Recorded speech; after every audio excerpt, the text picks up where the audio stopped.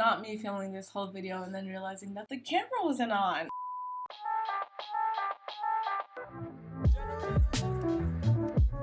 I don't film my videos in order of like when they upload. Last time that I filmed in this room, it was super empty, but I just wanted to update you guys on how it's coming along. I put some lights up. I have this mirror that I got from Goodwill for literally $1. Here's my like bedding. I actually got pillows and stuff, and I put some pictures up. I haven't introduced myself. Hey guys, what is up? It's Aime. Welcome back to my channel. I do video essays on the intersection between climate change and social justice, and occasionally I talk about Paris because I am obsessed. So I'm not currently living in Paris right now. Actually, I'm living in Las Vegas. I have a video on my Patreon where I go more into like why I left home and why I'm in Vegas, but yeah, that's where I'm living right now. In October, I am moving back to Paris. Right now it is mid-September, so about like a month and a half I'll be back in Paris. I uploaded a video a couple weeks ago where I talked about the things that I miss / love about Paris, and I love that video, but I also realized that there's some things about Paris that are absolutely just like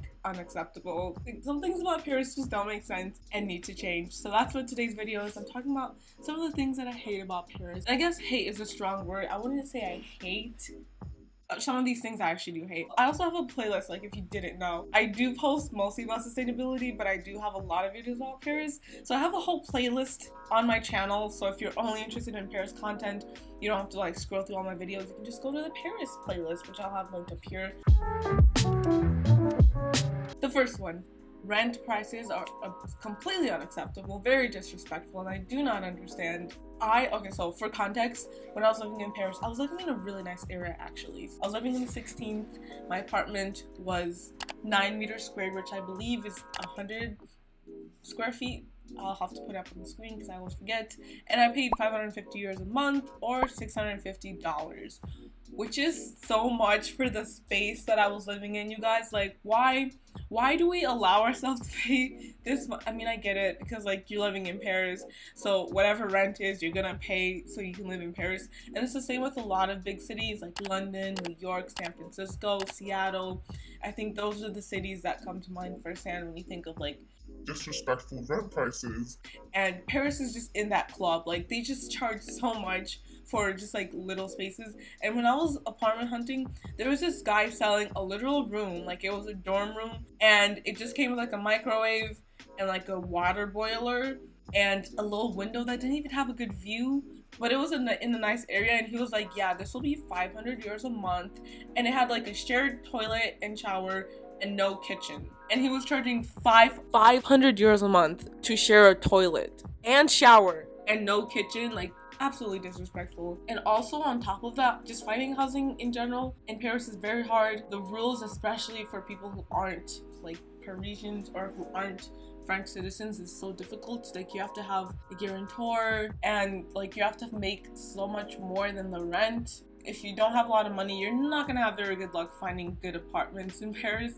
And even when you do find the apartment, you're probably going to be paying way too much for the amount of space that you're living in. And for comparison's sake, right now I'm living in Las Vegas in a house with my friend. It's a 3-bedroom house with like a full-size kitchen, dining room, living room, and garage. Well, the garage is tiny, but I think that's just a Las Vegas thing. And we have like a little patio thing outside. I can show some video clips of what I'm talking about. This house is sweet. I'm literally paying $550, whereas in Paris I was paying $650 for a literal room. Like, this was the size of my apartment in Paris. Unacceptable. Like, we can't keep doing this. So next is customer service. So I lived in Paris during lockdown. Literally for 99% of the time I was there, we were in a lockdown. And the only time that like restaurants and stuff opened was a week before I left. So I did not get to experience like that side of customer service. But when it comes to like opening a bank account, finding housing, basically all the people that I talked on the phone with, they always seemed like they just did not have the time to speak with me.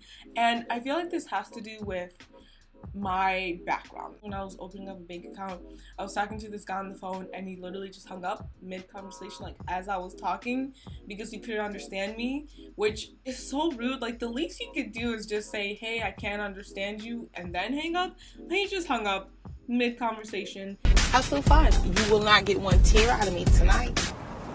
people who are in those positions don't actually like dealing with people for some reason, which just does not make sense. I never really got to experience like restaurant culture in France or in Paris, so I don't know about that side of customer service, but when it comes to like phone calls with people, it just was not it. They could have at least been more polite and just not hung up on me. Like, I was hung up like 3 times. So next, thrift stores are so expensive, and I love thrifting. I'm a big, huge thrifting fanatic. So imagine my surprise when I get to Paris, the city of fashion, and I realize thrifting is absolutely way too expensive. Now, there are some affordable thrift stores, including Emmaus, Guerrisol, and certain Freep-Stars. On one side of the street, there's a store that's everything is €3, and then there's a bin that's €1, and then on the other side of the street, same store, it's still Freep-Star, but it's like the expensive side. So things are like €5 to €20, and like there's different racks for everything. So Freep-Star, I think, is a little affordable, especially since they separate things out. But there's some other thrift stores in Paris that are so expensive. I think it could be because like Paris is like the city of fashion and like style, so you just have all those like influencer type people probably like increasing the demand. I think I've heard similar things said about like Los Angeles, where like thrifting has become more expensive because of like the LA girls and their thrifting and their Depoping. So that's probably it, but it still was like a big shock to me how expensive thrifting was, especially if you were going to specific stores that are just like way more curated. They just charge you a lot more. And also, I do have a Paris thrift haul where I got, oh my god, my favorite skirt I think I got in that haul. Like, some of my favorite pieces ever were things that I thrifted in Paris. So the thrifting scene is fun if you know where to go and you don't want to break the bank. So next, the men in Paris belong to the streets. The men in Paris are trash. I do have to preface this by saying I do think this is a uniquely Parisian thing, because I dated this one guy in the south of France who was super sweet, and also like this is just my experience as one person literally having dated 3 people in the entire country of France. So I'd hate to make this generalization, but from stories I've heard from my friends as well, we all agree that the men in Paris are for the streets. The first guy that I went on a date with literally was so sweet. He was so romantic. When I told my friends this, they were like, what were you expecting? So he was from Passy, which is the richest, or I don't know if it's the richest neighborhood in Paris, but it's in the 16th, which is really rich, and then Passy is like a specific part of the 16th, which is known for like super rich people. So that's where he was from. Like, when I told my Parisian friend, she was like, yeah, he's from Passy, what were you expecting? But he was so sweet during the date. He made me feel like the most beautiful girl in the world, and then he was like, oh, we should hang out tomorrow, like the day went so well. And then I texted him the next day, and well, okay, so I texted him I think that night or something, and he didn't respond, or I think he responded, and then I texted him the next day, no response. Text him a couple days later, no response. And at this point, I'm just like, what was the point of leading me on? Like, what was the point of being super sweet during the date if you, like, as he was leaving, he's like, yeah, we should hang out tomorrow, and then he just ghosts me. Like, it just, why? And then the second guy that I went on a date with also ghosted me. So we love that. And also, like, the harassment, I personally don't remember too many instances of like being like catcalled or stuff like that, but that might also be because I was in Paris in the middle of lockdown, so it's not like I was out at night that often. Don't tell the police that I was ever out at night. So this is something that I didn't experience too much personally, but it's once again something that a lot of my friends can attest to. So Paris really made me realize how much I do not like men and how much less I want to date men. Okay, so I can't believe I didn't mention this in the video, but maybe because this didn't happen in Paris, but when me and my friends took a trip to Nice last summer, no, it feels like a long time ago, but it was this summer. So we invited these guys over to our Airbnb, and I can't like spill all the tea because I don't have consent from all my friends to say what happened in Nice, but these guys were literally like the worst. But one thing that I can say, because it has to do with me, is that one of them said, so he said this to one of my other friends, that he thought I was pretty but that he didn't date black girls. I was just double checking to make sure that my microphone is on because I would literally cry if it was off this whole time. Should I be closer to the microphone? Can you guys hear me good? I'm gonna move my mic because I don't know if you can hear me from there. Okay, so if the audio was bad this whole time, I'm going to cry. We are moving on to our second to last item on our agenda. And this is, okay, so I'm not gonna lie, this isn't something I hate about Paris because not gonna lie, it was a little sweet, but there's so many rules, but they don't get enforced. The biggest example I could say is like the curfew or the lockdown. At first, when I was in Paris, I was so vigilant. Like, I would not be out past, like, I think you could only be out for an hour. I would not even dare be out past an hour. I would not dare be out like past like 1 kilometer from my house because I was so scared I was gonna be fined like 150 euros. I did not have 150 euros to be fined. I was very careful with like the curfew and stuff. And then like after about a month or like a couple of months, the more people I met, the more people I talked to, including like people at my job, the more I realized that literally nobody follows the rules, at least not like French people. Nobody follows the rules. And the reason is the rules are not enforced. Like, what is the point of having rules if you're not gonna enforce them? It makes no sense to me. Also, like, drinking wine in parks is illegal, but people still do it and the cops do nothing about it. It just makes sense. Like, nobody follows rules in Paris, and it doesn't matter because they don't really get enforced. And there are, like, obviously times that these do get enforced, and it's definitely something where I could see it being like a racial thing. My friend was telling me the story where like her boyfriend is black and like they were walking like down the street together and he was searched for weed and she wasn't, even though they were together.